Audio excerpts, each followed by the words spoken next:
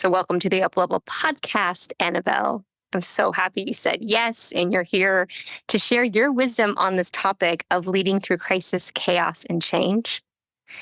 How would you describe the past 4 years of what's been unfolding on planet Earth? In one word, menstruation. Menstruation. I haven't heard that. I love it. It's so true. Oh my goodness. Yes, I feel that we're in a deep time of menstruation, of really inevitably seeing and witnessing the things that do not serve our evolution, the things that, need to be rebirthed, both personally and collectively. So And menstruation. Word. That's the word. And it's a time of cleansing. I mean, that's what's happening, right? In our bodies. And so how do you see this wild time as a time of cleansing for planet Earth and humanity? Yeah. So, I love that because, when I say menstruation, obviously, with the womb work, I'm just consistently immersed in seeing the world through that lens. And when our wombs are menstruating, that's not a death or a final thing that's happening. And it is also not our entire womb that leaves us. It is the aspects of it that are now going to be preventing new life from being birthed forth or from being created, from being conceived. And so the way I see now is this is a time where we are, it's almost like it's been humming under the surface for so long. And now it's kind of like it's been ripped open and it kind of like our healing journey, where we're like putting things off, like, yeah, I know that needs to change. I know that that's not working. But then you get to a point where there's a crisis or there is just this pivotal moment where you cannot keep ignoring what has not been working or what is hurting you, right? And so I feel like that is our collective state right now. It's almost like an invitation to come back into that collective body that we are never separate from, but we have sort of forgotten that we are a part of. And it's almost like this deep remembrance and belonging that is asking to emerge through the crisis that we're experiencing. And that in so many ways, we're a bit unprepared for, because we, some of us have been on the journey of healing, of restoration, and we're all in different layers of it. But I think at the end of the day, we're not prepared to see what we are seeing, to be with what we are being with. And this is the opportunity for us to, to really ask ourselves the important and the difficult questions that will allow the bandwidth to then turn out into the world and begin the reconciliation or the resolutions, that have to come from a different place. Move in our cycle out of menstruation, right? And then we want to get to that place of high energy and creation when we're ovulating. And I love that you're bringing in the cycles. We kicked the season off with a colleague talking about the astrological cycles and giving us a forecast for 2024 and how that can impact us through our businesses and through our leadership. And it was all about cycles, right? Tuning into cycles. And one of the things I'm really wanting to put out to business leaders is, what are the cycles you're operating from? Are they serving you? And where you're putting us is we forgot our source, like where we sourced our cycles from. And for some of us, it's something we're experiencing on a monthly basis. Some of us might be tuned into the sun and the moon and the different cycles within there. But the business cycles that you're in, a lot of these, it's time to be dissolved and to generate and co-create new cycles of leadership, of business, of creation. Absolutely. And, even in that, speaking into the leadership cycles, right? It's almost like there is a new space being emerging and being created for entrepreneurs, that wasn't as accessible before. Now that all these old kind of brick and mortar type styles of business are dissolving, or are, we are allowing our creativity to lead the leadership field in so many ways now, and I see this working with, women in real estate and commercial and, just all these different things. It's like, wow, that now is a time to really reinvent the way that you want to create your business, because you don't have to follow the old rules anymore. And so there's so much chaos, but out of that chaos is where we birth the innovation, right? And so I think, for many of us that are in the business world, it's almost like a menstruating of what old ways were we leading in that are not necessarily allowing more life to flow through us, and that for that creator in us. I love it. One of my favorite times in my career was when I had a very small team.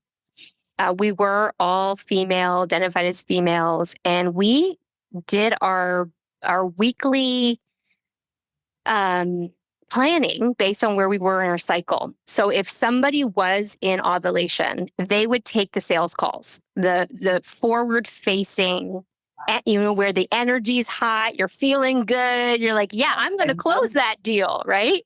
And if someone was menstruating, it was like, they're going to be in the back end and they're going to be moving slower, doing some organizing. And, and I just really want to break down these myths that running our businesses or our lives like that is empowering. That must be what you call womb wisdom. Is that what womb wisdom is? Absolutely. Yes. It's tuning into that.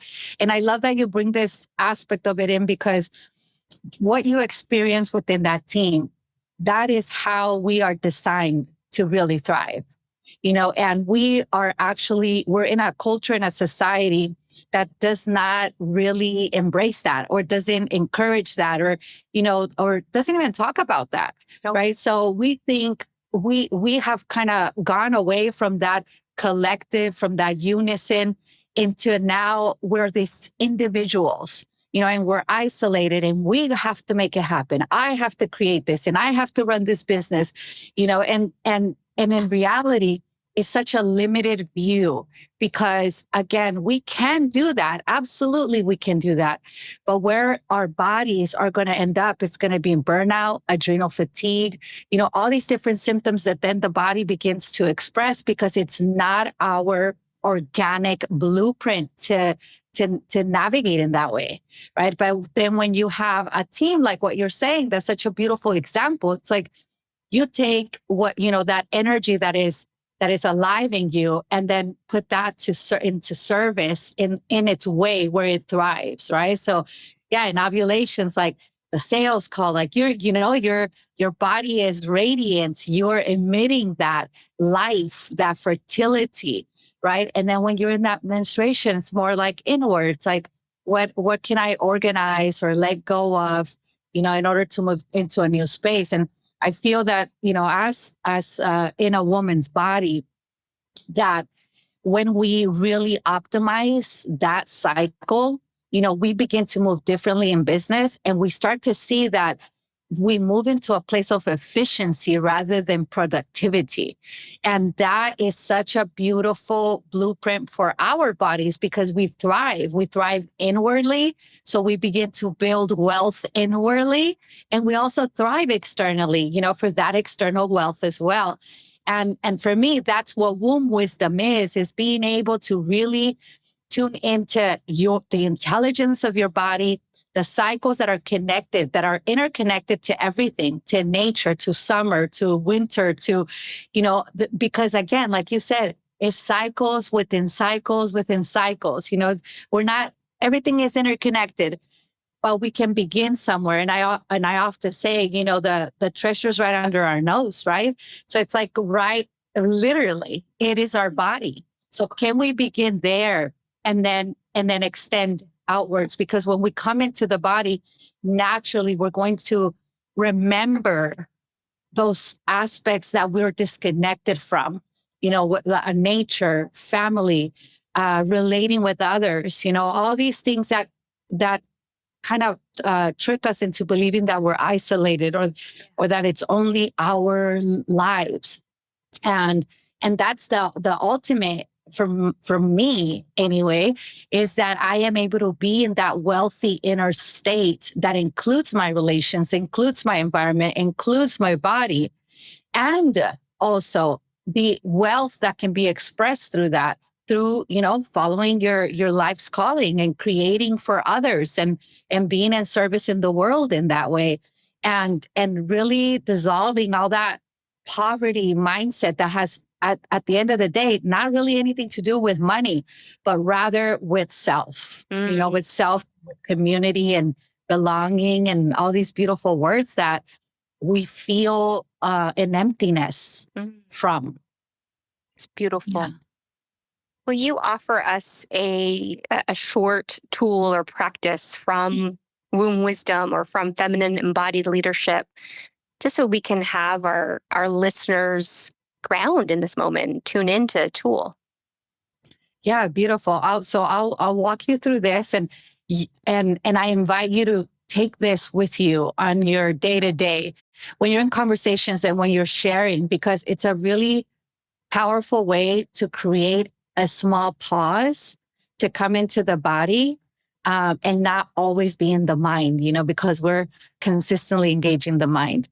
So if you're driving, do this later.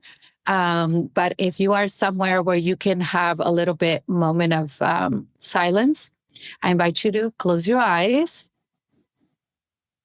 and take a deep breath in. And exhale and just relax, drop the shoulders, soften the jaw, and place your hands over your belly. This beautiful center that's always exposed and sensing. And breathe into the belly.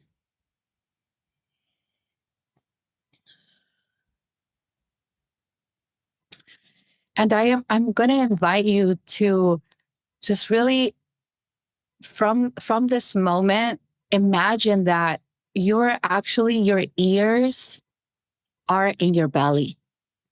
You're listening from your belly.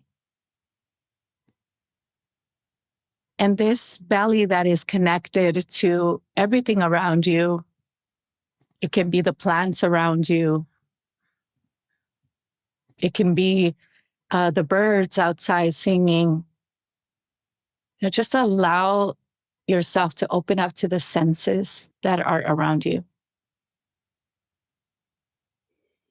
Breathing softly into the belly. And if you find yourself in your mind or kind of wondering, what the heck is this? Just I invite you to relax a little bit deeper and just be present, be here. We're cultivating presence rather than presentation. Presence. And you can imagine like a leaf that is just floating down from your mind, from your brain, down towards the belly, descending. This is your conscious awareness, just descending into the belly. Imagine it landing softly in your pelvic chalice, and relaxing that area, the perineum. Taking one soft but deep breath.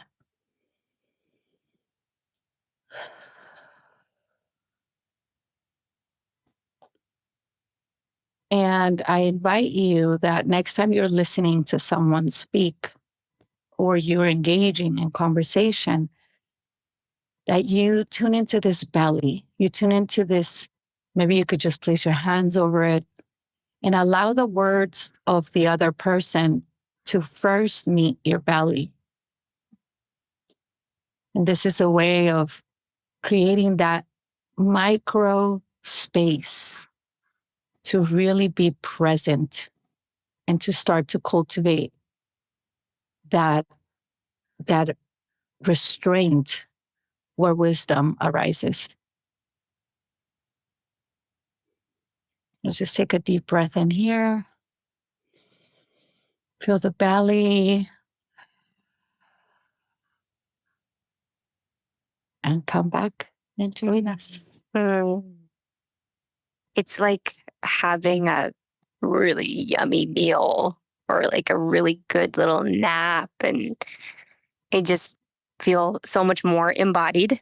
I actually feel I'm like out of my head and so much more in my core. I feel my feet now. I didn't feel them when we started.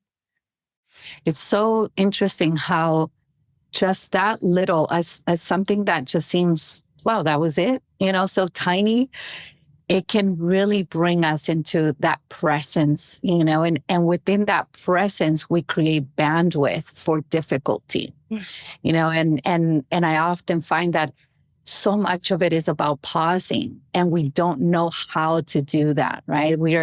When someone's talking to us, we're already formulating the answer, or, we're already thinking of another story that reminded us of that, or we're feeling very charged, and so there's so much reactivity within our own bodies that we're not having the space to listen to truth, to listen to presence, to listen to what someone else is actually experiencing. Because again, we're too full with everything that's out there calling for our attention, and even our inner voice that can be a tyrant at times. You're not doing enough. You need to be doing more. Why aren't you fixing that? Why, whatever that inner voice is that constantly, on our case about things, right?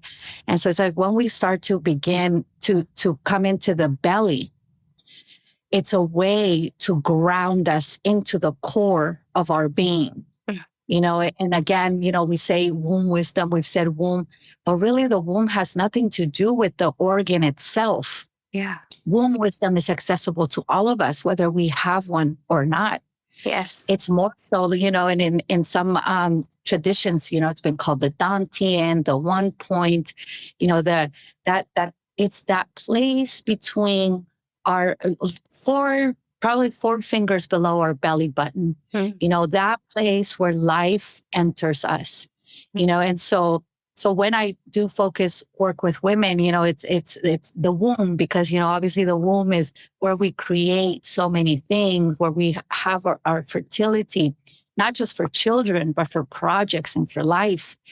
And so when we can bring that center into full awareness, then the brain, then our all our conditioning, of systems and ways of life can begin to serve something that's more grounded, rather than just the expectations that have been taught and spoken over us, since we were a child.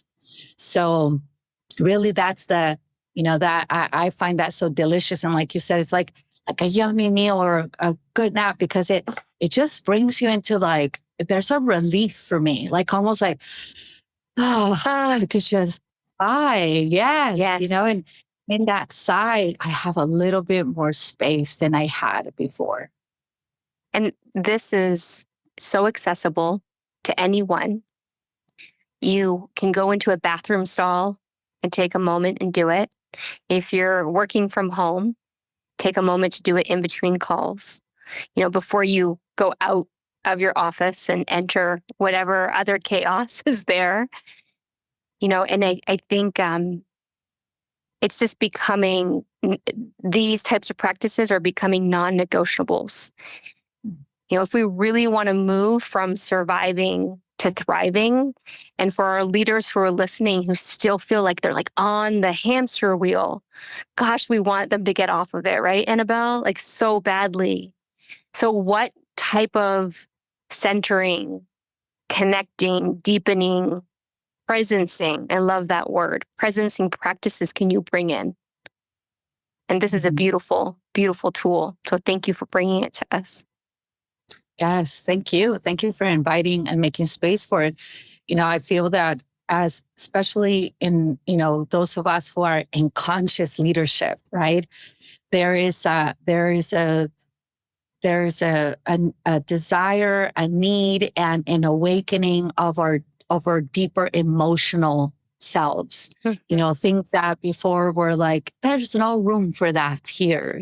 Kind of that emotion, that heart, leave that. If it's not about profit and all this, and now we're marrying these things. We're saying, we want to be in leadership. We want to create these businesses, these ways. And we also want to include the humanity that it serves, right? Like, what are we serving? And in that, it's like there's an aspect of us that have to remember our own humanity and that have to make space for our own sensitivities and feelings. And a lot of times we stay away from that because of how big our emotions can be, how big, I mean, you're the expert in this. You wrote books on this, but being able, and it's so amazing because, your books are children's books, right? But I have recommended your book to so many adults, to so many mothers, because again, we were not taught this. When I grew up, there was no room for that. It was just about making things happen. And so I had to learn that my emotions are okay. The bigness of my emotions are okay. Yes. And then learning how to work with that as an ally rather than, something that is against me. Yeah. And I feel like in leadership, we have big energies, there's a requirement to stand in places that you are at the center of that, right? And with that, it's like, how do we stay open without being overwhelmed, right? Because that's some kind of how we shut down because it feels like too much. Mm-hmm. And the way to do that is to really bring in this centering practice of, if you're going into a chaotic environment or, where so many demands on your time, taking these moments. And the way that I started myself was I would set a reminder on my phone, and every 3 hours, I would have 3 minutes. So every 3 hours, my alarm would go off, and then I would go somewhere and for 3 minutes, breathe into my belly, bring myself into that presence, and check in. Where am I at?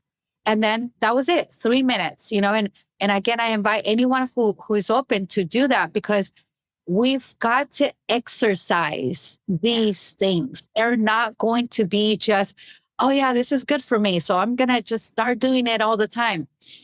We get distracted by the noise, and and the difficult job is going to be to discipline ourselves to care for ourselves. Yes. To come into that presence, right? And the more grounded we are, the more trust we have with ourselves and our decisions, and the more trust that we emit to our teams and to whoever we are working with. Because that's and again, I'm sure that many of us have experienced where we're talking to someone, or we step into a room, and people have different kinds of energies. Some people, you feel this frazzled energies, like you leave them and you feel a little stressed out. Right. You're like, Yeah. whoa, that was so bad. Or you meet someone and you feel relaxed, like an aspect of you, a deeper part of you can relax in that space because they're so in their bodies. Mm-hmm. And so in leadership, that's such a huge aspect. But the trick to this is you cannot fake it. We cannot fake presence, and we can fake presentation. I get up every morning, I put on the makeup, I do the hair, I put on the dress, that's the presentation. I can feel crappy and still look great. Mm-hmm. Mm-hmm. But I cannot feel chaotic within myself and create a space of trust and relaxation. It's beautiful. So that's where it's like working on our presence. And when I say working, I don't mean like it's anything to do. It's more to relax deeper into the practices that allow us to cultivate and expand that. So beautiful. I'm like, More Annabelle. Yes. I had a teacher that used to say the most successful person in the room is the most relaxed person in the room. I mean, Yeah. okay. And I'll tell you, that is one of my intentions for 2024. It is when people are in my presence that they feel like they're at home, safe, like you said, grounded, their nervous system relaxes. And that means I have to be diligent in regulating my nervous system, my emotions, my busyness, my manifestor generator, all the little things that keep me. And that's the work, right? When you're saying work, I feel very grateful that that's the work I'm here to do, and then hopefully I can support others, and find their ways of doing it, like you do, Annabelle. There's so many places I want to go with you, but let's go. Okay, one of the things I said to you when we got on, something that I'm so attracted to you about and admire so much, is your bridge between the spiritual realm and the material realm. So this woman, for our listeners, she is a womb shaman, and does it with deep integrity and reverence of her ancestors, her lineage, and others who've done this work. And she drives a fucking Porsche.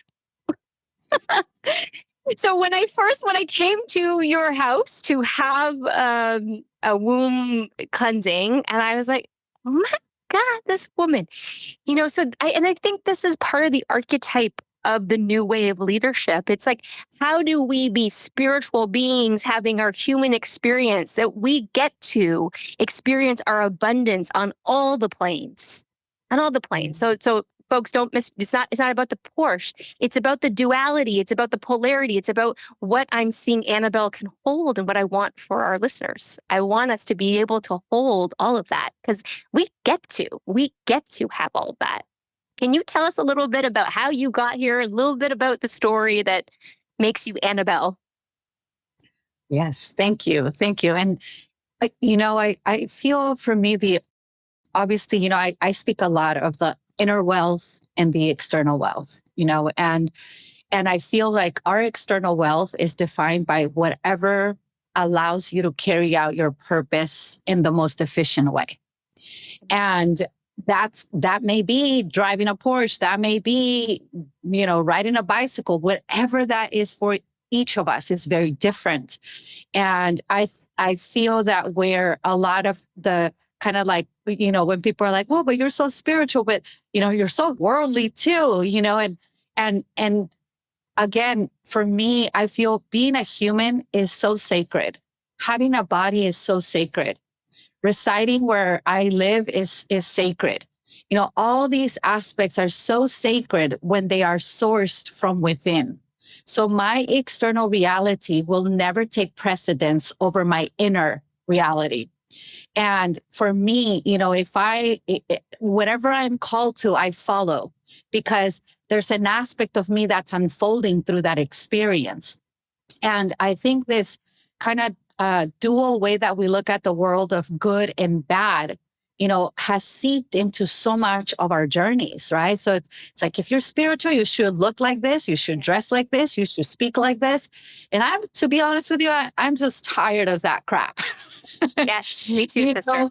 Yeah, because it's like we exchange a box for another box. yes, That feels a little bit better, but it's still a box. And when we're on this, for myself, my aim is sovereignty, right? Sovereignty of anything that defines me. So the car does not define me. The house does not define me. The what I wear, what I look like does not define me. And these are just simply tools that allow me to express parts of myself. And, going back to, for me, I came to this country. I was 9 years old, and my father passed. And so my mom decided to stay here, and she didn't speak English, mother of four.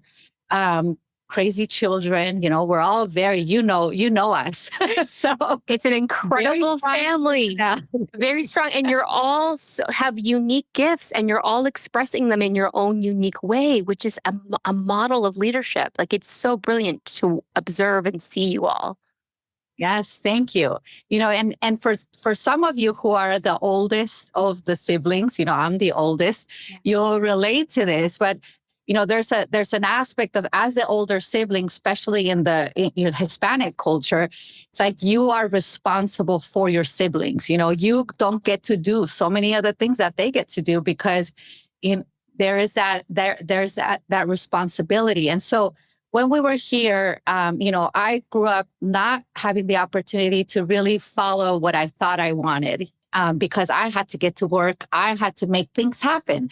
And this is how I came into real estate. At 18 years old, I went into real estate and then I created a business from that. I had my own practice, my own brokerage, and, my siblings were working for me. So I was making the American dream, happen. And with that, also I feel like I had lost myself. I was a workaholic. I had a eating disorder. So, all my stress, I would just eat it away. And I felt very unhealthy and empty, but very proud of what I was accomplishing, And so when, the blessings in disguise come and when the, 2008 thing happened in real estate, in the economy, just, in our country, what happened was then it took all of that away because I was so green. I was so proud to ask for help that I just thought that I could do it on my own. I could save this. And, all my savings went to saving the business that, now looking back, it was just so, immature the way that I approached that. And so, but the blessing in that was that it took me into asking the deeper questions. At this time, I was married and I had my son and he was 1.5. And I was so disillusioned by the failure that I had experienced, losing the respect of my family because they didn't really respect me. It was just that they had no choice. I was just controlling. I just controlled everything, because like, okay, well, you don't want to do that. You're not going to get paid. Yeah. You were in charge. So, yeah.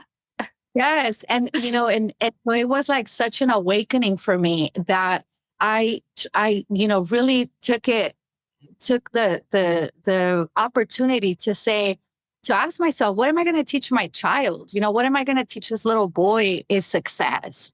Because that's what we're taught success is, but that was not success. I felt so crappy. I didn't get to enjoy this beautiful lifestyle that I had created. I didn't get to enjoy it. I was never home. I was never in my marriage. I didn't know even how to be a woman in my marriage. I would often say like, oh, he's not man enough. Why doesn't he step into that? And why? Because there was no room for him. I was too busy being everything. I was the man. I was the breadwinner. I was everything. And so for me, that, took me into Ayurveda. That's how I got into Ayurveda.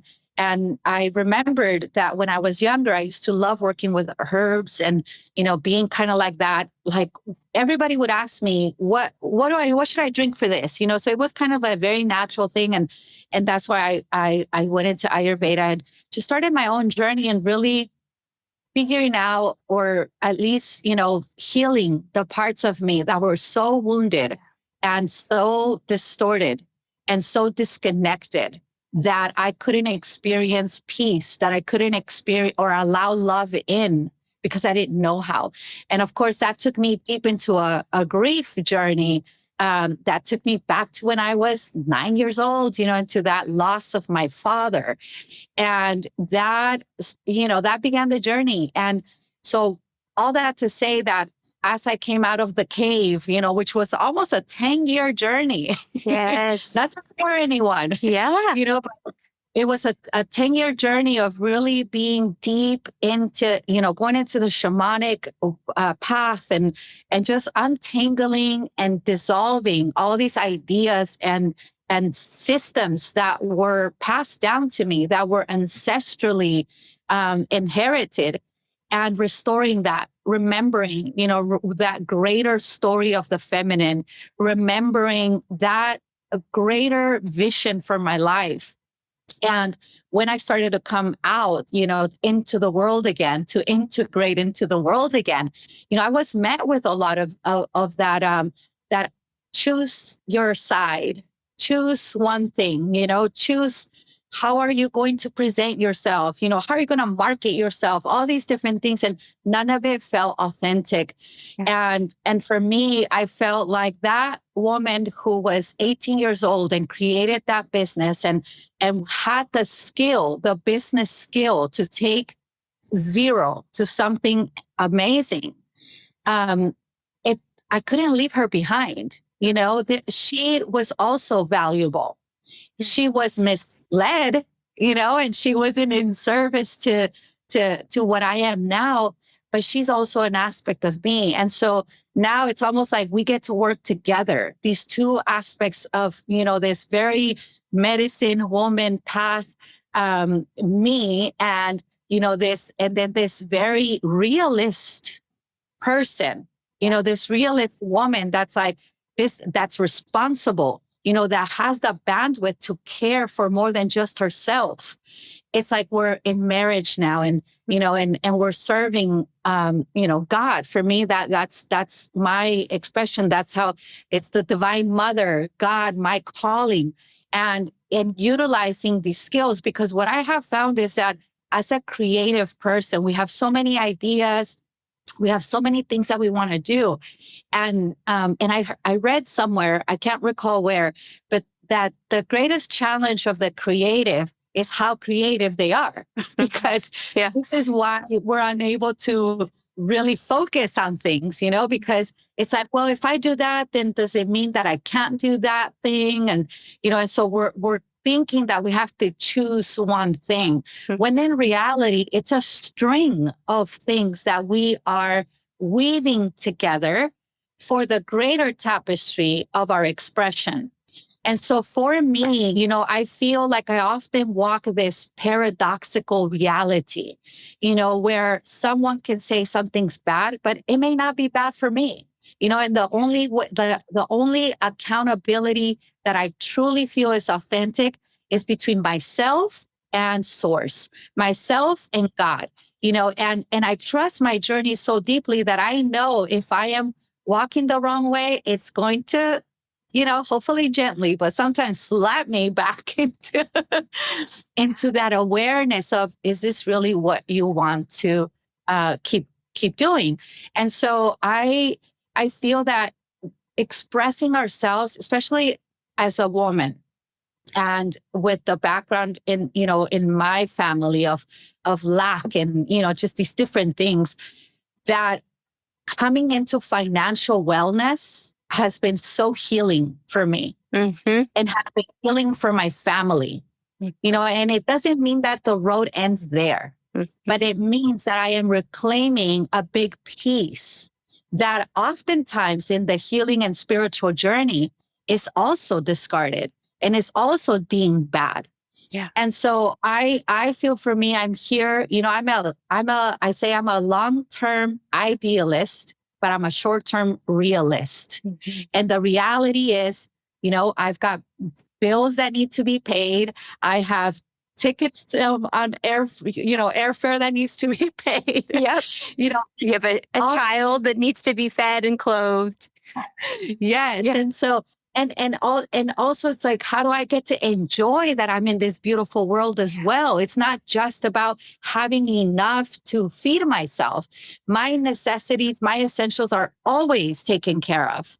But there is an aspect of also, visiting beautiful places, allowing myself to have luxurious experiences, what that opens up in me, the space that it opens up for me, and the permission that it gives us women to relax, to take care of ourselves. Yes. That it isn't Yes. always about taking care of others. Yes. That there is an aspect of when we are really taking care of ourselves, we are in overflow. We can overflow nourishment unto others. And I will tell you, Christy, that I have never met a woman who is nourished, who is in that care for herself, that is not also participating in some nonprofit, in some project that takes care of someone else, because that's what we do. Yeah. But when we're so depleted, we're resentful, we're tired, and again, this was me too. It's like, I'm sick of responsibility. I don't want to be responsible for anyone, but again, I feel so much of our abundance has to do with our bandwidth for responsibility. And again, responsibility, right? The ability to respond. Is the spaciousness we can hold within ourselves. If there's no space, reactivity world is going to rule. That's right. And we get the same world of crisis, chaos, and change, and I think, thank you for all of that and for sharing more into how you got to this moment. I just have so much respect for you and your family. And I think one of the skills, I suspect too, you probably were, one of the leaders in your family unit of this because of what the story you just told us. You were the older one, but that abundance is a skill, wealth is a skill, and there's a reframe that needs to happen as we're creating this new world. And it is our birthright to be abundant. It's our birthright to celebrate and to enjoy, be in enjoyment. And you do that so effortlessly, so beautifully, all of your, your family. And I know that it's been a journey. Everyone's been on a spiritual journey to get here. I'm curious though, if you go back in your timeline, is there an ancestor, a relative, or maybe, just somebody in your specific path that was an inspiration or that planted a seed that it is possible to live from abundance, that is your birthright? Such a good question. Christy, I didn't get to meet many of my, my ancestors, let's say, and I feel that for me, reconnecting to the earth has really been what has awakened that deeper ancestral remembrance. And that knowing that vitality is wealth, right? That knowing that, for me, nature is my greatest teacher. In 2020, when we experienced this big chaotic awakening, there was so much of this aspect of, tell us what to do, kind of like this leadership being called, right? Because there was so much confusion, so much noise. And my guidance, because I'm guided through the dreams a lot. And to your question of that ancestral thing, my father was in my dreams a lot after he passed. And then I had these grandmothers that would show up in my dreams, and their guidance was also a huge lifeline for me into a greater remembrance. And through nature now, when I'll have these dreams and it'll send me somewhere into nature, and my dream from these grandmothers was go to the garden. I was like, I don't have a garden. Where do I go? It's like, go to the garden. That's where the deep work is right now. Yeah. And so I, kind of shut down everything and went into the garden, and what I found was this whole other world waiting for me there around, learning from the squirrels, when they would have their babies, how they would train them, learning how to pull out the weeds around the things I was growing, all these different things that made me realize, like, we're really in an ecosystem, and our lives are that as well. But we think, we kind of forget that that's the case. And I saw the wealth took on a different form for me then. It was about what makes my community of cells, my queendom, I call this, our queendom, is what allows it to thrive, what allows that pulse of life to really be received, and one of the things, even watching the squirrels, that was such a great lesson. And I talk about this a lot. It's like seeing how they train for the predator was incredible. Wow. How the mothers train the young for the predator in the world. And how as mothers, we don't really do that. I know that I wasn't doing that with my son. And it was this teaching of the rawness of life, but also bringing it into how do I take these lessons into my life, into my own way of living. And it's about the reality of things, right? It's not about living in this bubble that's like all is light and all is great and all is.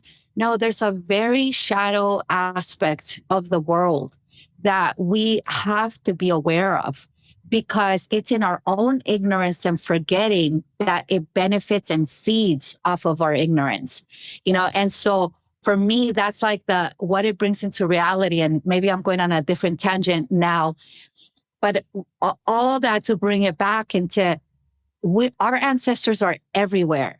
Yeah. Our inspirations everywhere. Our teachers are everywhere. And especially in nature, especially in our dreams. Our dreams are something that sometimes maybe we don't pay attention to. We're like, oh, that was a weird dream. That was a wild dream. Yeah. But there's so much metaphor and symbolism in the dreams. And when we actually begin to work and engage it in a reverential way, it begins to speak to us more clearly. And I feel that, that being on this more feminine path of or way of life, it's taught me how our language is also such a limiting system to be able to hear, to receive, and to express. There's this beautiful book. It's called The Language of the Goddess. And if you want to dive in deeper into that, but it speaks about how at one point, our communication didn't have these words that limit the meaning. It was more, we would speak with our bodies, we would speak with our faces, we would speak with the tone, we would with grunts, all these different ways that express the fullness of our being. And then it became the alphabet, where it was like everything was encapsulated in a very limited form. And so it left out a lot of wisdom and sensory and communication, that I feel that's what we're restoring into our bodies now. This is like why it's so good for us to, when we take the exhale, it's not just this beautiful, deep breath and exhale soft. It's like sometimes you just need to moan that exhale out, to really open the space where and yes, like I love making my guttural noises. It's so healing. Right. And isn't there like this, just almost like the body's like, yes. The body knows these sounds. Yes. Yes. Thank you for this remembrance. This is so, again, accessible to folks. Nature is an ally. The squirrels in the backyard, the birds, the plant that's growing, that's dying. I mean, being in witness of those cycles. Wow. I mean, it doesn't cost anything. It's all around us, and let it be a remembrance to those of you who are listening that that's part of this transition that we're in, is going back into nature, go back to the garden like Anabel did. It's like that is such a beautiful metaphor for helping us navigate through crisis, chaos, and change. Where is your garden? Go back there. Take a minute. Listen, observe, witness. Yes. And there's this addiction of rising, right? Of growth, of expansion, always more and more and more. And it develops this like what Gabor Mate calls the hungry ghost, that's always trying to devour more. But what if what we're really hungry for and what could only satisfy us is that descent, is that paying attention to the soil, is that tending to the roots, is that, where the sweetest fruit is not from the branch itself, it's from the roots, from the nutrients, the ability of the roots to bring those nutrients up the trunk and into the fruit. And so my invitation is always slow down. It's serious, but it's not that serious.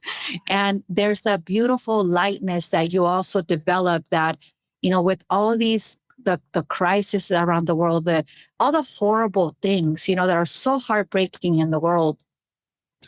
The truth is that we cannot really be present for it if we don't even know how to be present for the heartbreak, the internal wars, the genocide, the all those things that are happening within ourselves, within our lineages.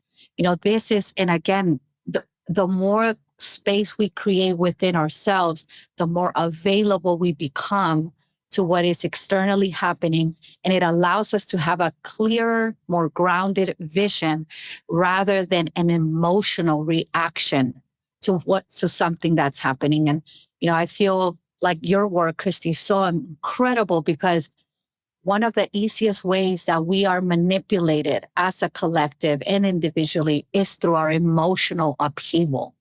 It's when you know the right buttons to push on someone, that's all you have to do to create the chaos, to create the confusion, to create the anger that is necessary for other things to come through.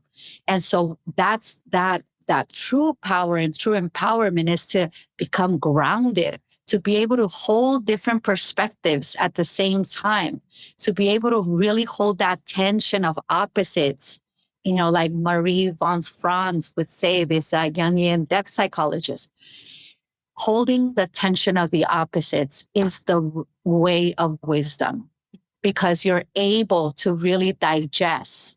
We exist in a world of duality, but neither end is the absolute truth. It's just an experiential truth. And so when we learn ourselves, what is our personal truth and what is absolute truth? What is that I'm here to carry out? And what is simply distracting me from that? Discernment is so beautiful and it can only be cultivated in spaciousness, in being able to metabolize the pain that is in us, within us, be able to metabolize that into gifts for the collective. It's like that's the point of any of our journeys, any of our remembrances, to be able to come back into the collective, come back into the community, come back and offer those gifts that we had to mine for. And yesterday I was having this conversation with a friend of mine, Mark, because we're doing work together for the Gene Keys, right? And one of the questions that someone brought forth was, why do I have to deal with the shadow? Why do I have to deal with the ugly things, And for me, I have learned that the shadow is what initiates us into our power. Boom. The shadow is what initiates us into our power. Yes. Because we have forgotten ritual. We have forgotten initiation. We have forgotten the power of apprenticeship. And this is where we would cultivate that power. And now, everything's at our fingertips. We Google something, we're on a flight, we're off in the Amazon, everything is so quick. So, that there's a tested strength that is not available anymore. Yes. And that's where I feel that shadow comes in, that pain, the challenge, the crisis comes in to initiate us, to strengthen us, if we are able to create the space for it. And, and that's what true leadership is, tested strength. Yeah. And it's the ability not only to go first, but to be the last one standing. Yeah. Because some of us are here to go first. Yes. Some of us are take the risk, go first. Yeah. Someone's got to do that. And, for myself, I feel like I'm here to have that strength, that resilience, to be the last one standing. It's like, let's embody the whole spectrum of what leadership is, and stop putting ourselves in boxes, and instead listening inwardly and and really cultivating that inner guidance, so that we can remember our unique soul print expression, not something that's sold to us by the external world. It's beautiful. Hearing you speak is like being in prayer, being in ceremony. I can feel it just kind of coming through you. There's so much that I want to pull on, and you went back where I wanted to go, which is facing the shadow. You know, I still have colleagues and clients who do not want to believe that we live in a world that has darkness, that has bad people doing bad things. And you're helping me find language that I can bring to them to have this conversation, because I find it so naive to believe that there's not a shadow, because I know I have a shadow within myself. So why wouldn't it be in others? Why wouldn't it be around the corner? It doesn't mean I have to live in fear. The opposite. The absolute opposite. It means that I get to live in more of that abundance, because I'm aware that there are dark forces and things happening that are going to try to take me off my path, that are going to try to fuck with my business, that are going to try to, create disruptions in my relationships. And what is your guidance to people who might be like on the fence, like, okay, I may be able to start to bring into my consciousness that there's darkness here, but like, why would I? Like, why? You said it, you talked about it on the individual level. Let's talk about it like on the systems level. Why would it be beneficial for humanity to embrace the shadow and darkness? Because awareness alone is curative. And that's what I say. When we don't know what we are in, we have no way of approaching it. We have no way of metabolizing it. And we have no way of creating space. It takes so much energy to push down that darkness, to keep things away. It's like this, there's an aspect of our energy that has to always be engaging that. And also, there's this working with women, I do the womb work, right? Like when we go into these shamanic spaces where they bring in the memories that are very uncomfortable, painful, traumatic, and they're able to go there again, that opens up a lot of energy. And at first it feels like a lot. There's pain, there's grief, there's rage. But when you work through that, what it liberates is life force. Yes. What it liberates is pure, raw energy. Yes. And so many people now that are depressed, that are, experiencing these things, in some way, I find that it's that repression of energy. It takes so much inward energy to do that, and again, it's not easy. And this is why it feels so scary, because it's overwhelming. It can, and again, I find that it is healing to go there. And also there has to be a right support for that, because again, when you're not trained in how to hold the charge of some of these things, it can really scare you into, just avoiding it and running from it. But again, whether we are aware or not, these patterns keep repeating and presenting themselves in our lives, in our relationships mostly. Yeah. Right. So I can be in denial all I want about, I'll give you an example of, for my own self of, this aspect of me that that wouldn't allow my ex-husband to really step into his manhood, because I had to have control. And the reason I had to have control was because when I was young, I didn't have that control. And I experienced the loss of my father. And so for me, letting go of control meant loss. It meant chaos. It meant confusion. And so I was carrying this, like, I'm going to make it happen. It's all up to me, and when I was there in front of someone I loved, I couldn't even let him in, because letting him in meant letting go of control. And and again, all this happening unconsciously. And so the pain that brought me, the loss of the marriage, my son growing up in a split home, all of these things that then came out of that denial, and of course, unconsciously at that time. But that is an example of, and again, coming into another relationship. And guess what? Same pattern, different face, same pattern, different face, and then I convinced myself that, oh, it must be them. But guess what, Anabel? You're the one that's in these relationships. You are the common denominator. Yes. You are the common denominator, so at some point you have to turn around and look at yourself and say, okay, it may be really painful to go back to that 9-year-old. It may be really painful and to open your heart again, and again, now I can tell you, Christy, to live with an open heart. I'm not afraid of suffering. I'm not afraid of challenge.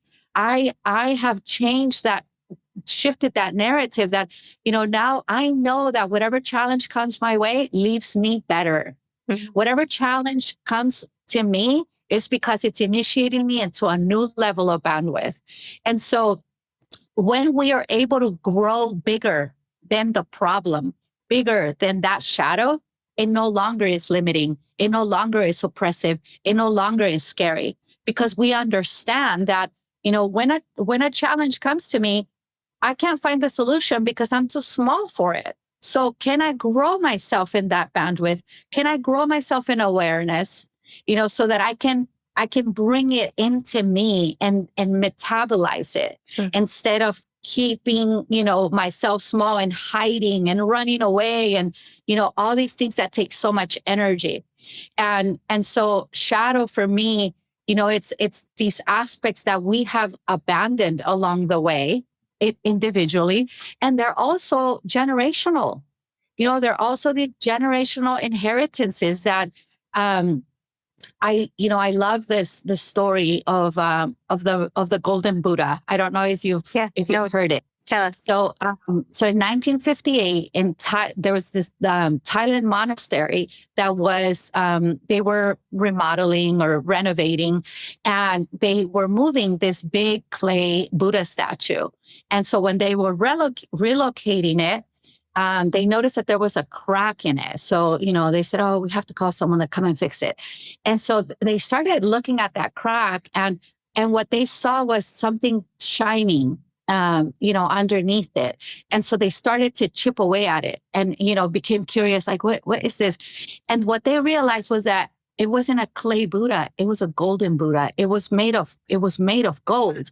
And hundreds of years before, the monks in that monastery were being attacked by the Burmese military. And they were all, so what they did was they covered it in clay so that it could be protected, so that it wouldn't be stolen.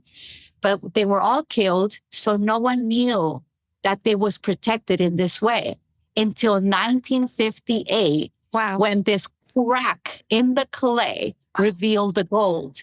Wow. And for me, that's us.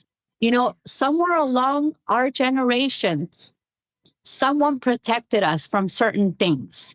Someone said it's not safe for you to speak. It's not safe for you to express your truth. It's not safe for you to be big. And that clay was passed down. And here we are covered in clay now. But guess what? All these cracks are what's called the shadow. These are cracks. And when we begin to chip away at that clay and that shadow, what's revealed is our true golden nature. And I just love that, because for me, it's just like, holy shit, we don't know so much.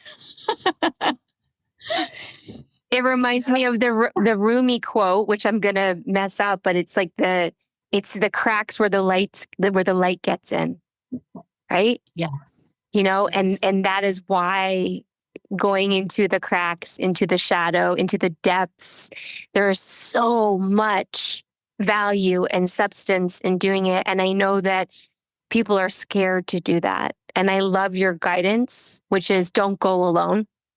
There's so many resources. You know, we're happy to support folks if they're listening to this and they're ready. We've got every kind of healer, coach, therapist, you know, practitioner you could imagine that you could find a person right now who could be your companion to go to the shadow, to go to the depths, and to know that not only are you doing it for your healing, but you're doing it for your lineage and you're doing it for humanity.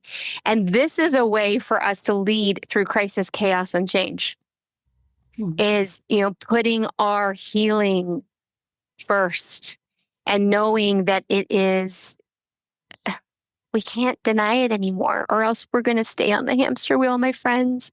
You know, we're going to stay in the reactive energy. We're going to stay in the lack.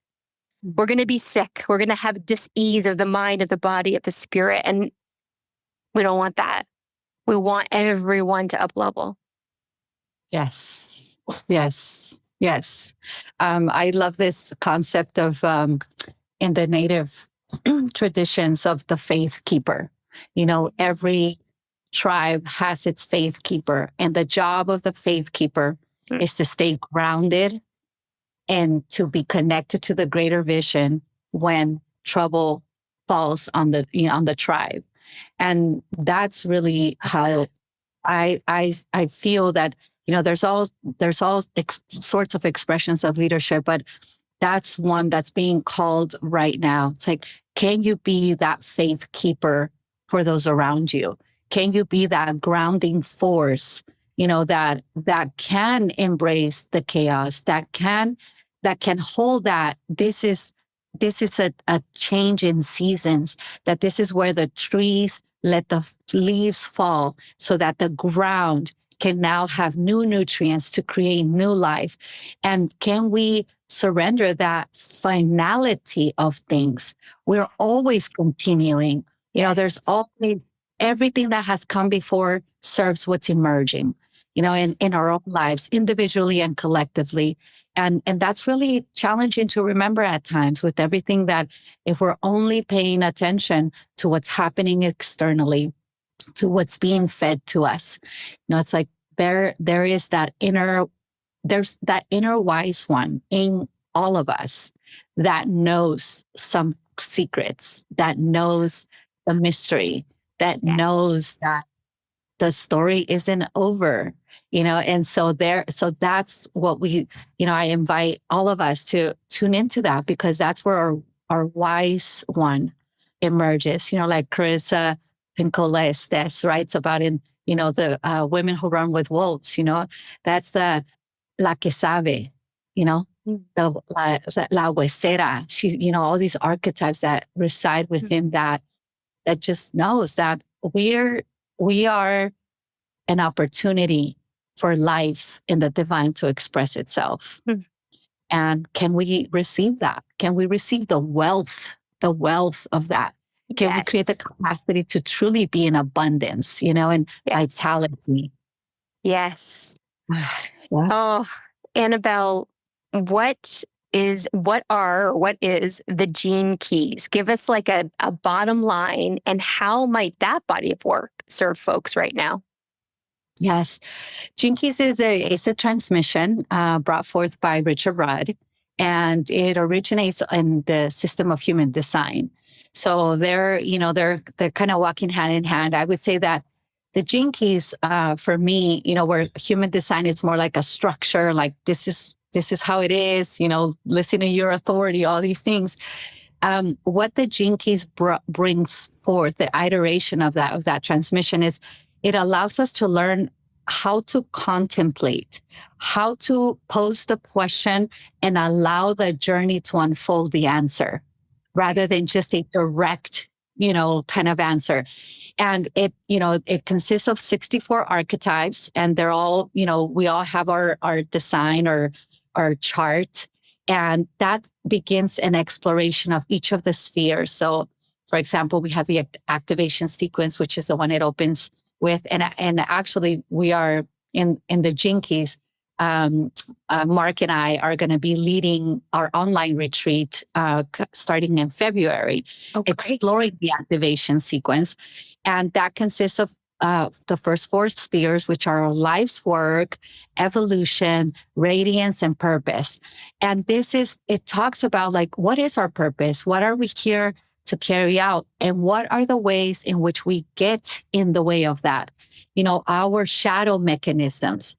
So each sphere has one of those 64 archetypes, and the archetype expresses in a shadow form, a gift form, and a divine gift, which is a city. And most of us move within the shadow and the gift. We're kind of dancing in this dance there. But when we become aware of, wow, this is a mechanism that shows up when the gift wants to express itself, then we have more of like a guide, and I call this, the Jinkies for me is like the more grounded vehicle to explore the vastness that is the mystery of us. Wow. It gives us these goalposts of, okay, this, look at this, contemplate this. How does this play out in our lives? And ultimately, the beauty of the Jinkies is that it really speaks. It's a transmission that's alive. It really speaks into our DNA, and I feel like when you start reading it, it's something to approach, not in a let me read the book and go from beginning to end. It doesn't work that way. It's very nonlinear, but it can be so insightful into the shadow patterns that emerge within ourselves and also relationally, because ultimately that's, I feel like relational intelligence is such a key, right? Because we're relational beings, but we're never taught how to relate to others. That's why we're in crisis, chaos, and constant change, because we have not learned those important fundamental skills. Yes. And so the Jinkies really invites us to have that inner journey, learn the listening skill, that restraint skill, and each of those spheres also has a corresponding line that goes a little bit deeper into exploring how it plays out for each of us. So it's a beautiful body of work to explore if you feel called to it. And yeah. Well, it like I mentioned before, we're bringing an array of different leaders forward who have all these different tools in their toolkit. And I'm really hoping that folks who are listening will find something that will serve them to lead through these times and to evolve and up-level through these times. How can people stay in touch with you and work with you with the Jinkies or the womb wisdom or the feminine embodied leadership? There's so much that you offer, Anabel. Thank you. Yeah. So you can find me on Instagram. That's I've been talking about taking breaks from social media. So I'm like, well, you're not on a break. Find me on Instagram. That's mostly where I share a lot or events that are coming up. Also on my website, AnabelVizcarra.com. And I have in-person grief workshops that I've just been loving. We've been doing them consistently for the last year, and they've been so helpful. I'm in Southern California. So if you're in this area this year, hopefully we're going to go throughout the states and create that same offering in other states. But yeah, you can website, in-person things, online offerings. There's a lot also coming this year that I'm excited for, to offer and create. And so, yeah, stay in touch and tap into this medicine woman's wisdom. Like I have done the womb healing work with her, and it's magical. And I will keep going to Anabel's well, because there's so much to draw from, learn from, so many healing modalities that you bring in, that you've created something that's like unique to you. And so that people get those gifts. So the whole conversation has felt like a prayer, just the way that you articulate and it comes through you, the information, the wisdom. But if you have, this is like your final 30 seconds, and on this topic of leading through crisis, chaos, and change, what are your final words in this moment for this, my dear friend? I would say, wow, I would say, we are made for this. We are designed for the exact challenges and reality that we are in. Everything that we can possibly need is already here. Let's find it. Let's activate it. Let's create something beautiful with all this ugliness that we've been handed down. And I'm here for it, and I'm excited for these times ahead. So find the beauty, find the breath, find the spaces, and let's do this because we are designed for it. And thank you for being such a living example of what you share and what you just shared. You really are an embodiment of feminine leadership, of the wisdom of the womb, which is the wisdom of our planet, of Mother Earth. And I'm so grateful to be in your orbit. Thank you for sharing yourself with our listeners and our uplevelers. Thank you, Beauty. Thank you for having me. And thank you to all the listeners. Thank you so much for your space and your time and your life, your presence. Thank you. Amen to that.